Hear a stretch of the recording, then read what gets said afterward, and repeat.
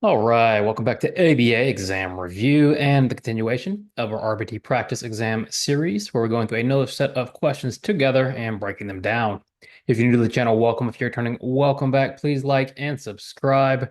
Check out btexamreview.com for all of our study materials, including our combo pack. When you pass your exam, let us know so we can include you in the Sunday shout out. Work hard, study hard. Let's get going. Jamie wants to start going to the gym every day. Jamie decides that after each workout, if she completes the entire workout, she'll get herself a smoothie from the gym smoothie bar. Over time, Jamie starts going to the gym more consistently. The smoothie is likely blank. Let's start with an easy one today. We're looking at behavior change. And whose behavior change? Jamie. How does Jamie's behavior change? Well, over time, she's doing something more. She's going to the gym more consistently. So when we're thinking about consequences, we want to think about how is behavior changing in the future? Are we increasing or decreasing behavior? Jamie's behavior is increasing, so her behavior is being reinforced. Reinforcement increases. Now, Jamie wants to go to the gym. So after the workout, if she does the whole workout, so here's our contingency, she gets a smoothie from the bar.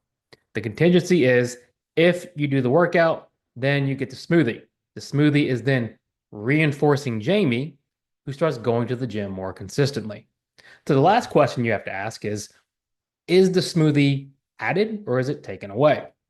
Well, it's added, right? If she does the workout, she gets the smoothie.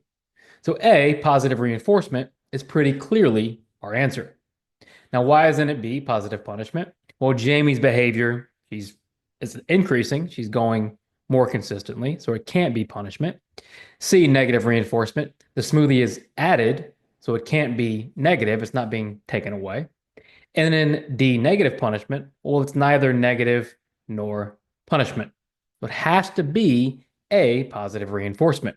Notice we read every answer choice and understand why the right one is right, but also why the wrong one is wrong. Glenn is implementing a differential reinforcement procedure to decrease a client's repetitive vocalizations. The client tends to repeat the same phrase over and over again throughout the day. Glenn wants to reduce how often the client repeats the phrase each day. What should Glenn not target for behavior change? So I've given you a tough question. This could really be a BCBA question, but let's just attack the question and think about it. We're looking at Glenn, and we want to know what should he not target for behavior change. When we're looking at what we want to change, we want to focus on what we're measuring, because in order to change behavior, we have to measure behavior. In Glenn's case, he wants to decrease vocalizations. The first thing we know is we're trying to decrease behavior.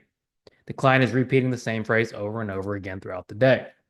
Now, if Glenn's objective is to reduce how often this phrase is repeated, what should he not target? A decrease in rate. What is rate? Rate is how often something happens over a period of time. If Glenn decreases how often the phrase is said each day, from let's say 10 a day to 5 a day, that's a decrease in rate. That accomplishes Glenn's goal. A seems okay. B, an increase in inter-response time. Inter-response time is time in between responses.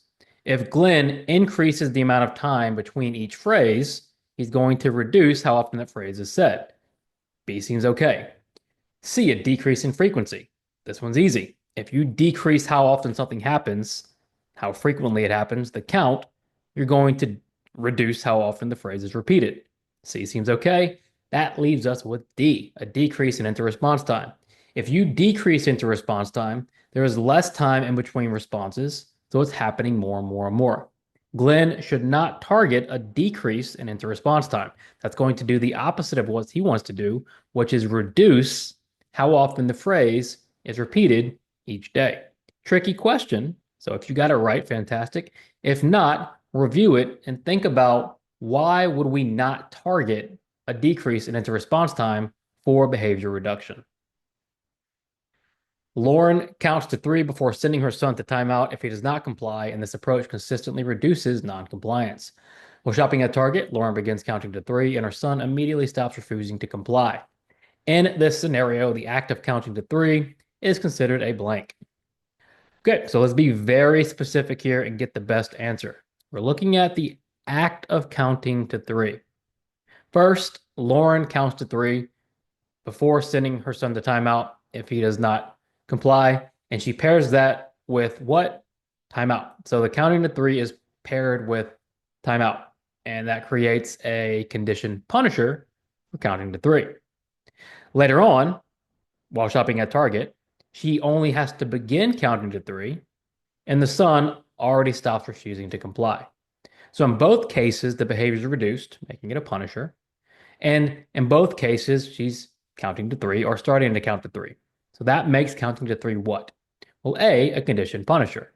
It was conditioned when Lauren paired it with the timeout. Counting to three is now associated with going to timeout if Lauren gets to three. And in this case, Lauren doesn't even have to get to three at target. It's already effective at reducing refusal to comply. Active counting to three is not unconditioned because she has paired it with a timeout, conditioning it. It isn't a threat because it is actively punishing the son. And it isn't automatic because it's socially mediated. So in this scenario, the active counting to three is considered a conditioned punisher. An amateur chef wants to master a new dessert recipe. They list each step from start to finish in small, manageable parts, measuring ingredients, mixing, baking, cooling, and decorating. They follow the list diligently to ensure no mistakes. Which procedure is the chef using by breaking down the dessert recipe into smaller steps? Straightforward question, right? You just have to read carefully. The question was to know what procedure is the chef using when he breaks down the recipe into smaller steps. So we know the chef wants to master the new recipe, and they list each step: measure, mix, bake, cool, decorate. What is the process of going through a behavior or going through this sequence and breaking down the sequence into steps? Is it a task chain? So it's not the procedure is not the task chain. The task chain is what the chef creates. He uses a task analysis to create the task chain. There's a big difference there, right? We use the task analysis to create the task chain. Always understand and remember that difference. C and D are fluency checks. And what I mean by that is if you're fluent, pre-mac principle and high P request sequence have no relevance to this question. And that's why fluency is so important. Not only is it going to be the best way for you to improve on your exam in an ABA, but it's going to help you avoid making silly mistakes when answers like C and D have nothing to do with this question. The procedure to break down the recipe is a task analysis. If you were collaborating with your supervising behavior analyst and you both wanted to figure out the best discontinuous measurement procedure to use with a group of children, which of the following procedures would make the most sense? So let's break this down, right? We know first, what jumps out at me is we're using discontinuous measurement. So immediately, what can we rule out? Well, we can rule out continuous measurement: frequency, rate, latency, duration, interresponse time. It's got to be some sort of interval or time sampling. Now, second, you're collaborating and the procedure is going to be with a group of children. So this is kind of a learning question as well, because not everyone is familiar with this term. Let's start with A, though: partial interval recording. Partial interval recording is discontinuous, but it's still not great for a group because you still have to observe the behavior the entire time, right? If the interval is 20 seconds, you've got to watch that whole 20 seconds to see if the behavior happens.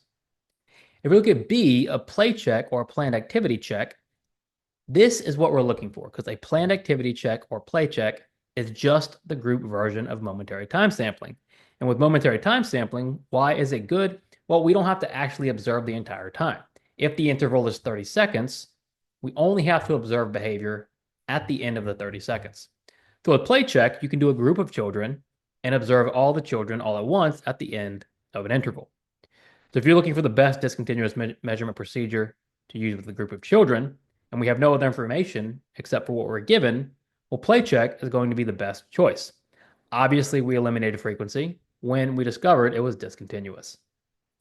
Thanks for watching. Subscribe for all of our content. We also have BCBA content. So when you pass your exam and want to continue your career, please come back and join us.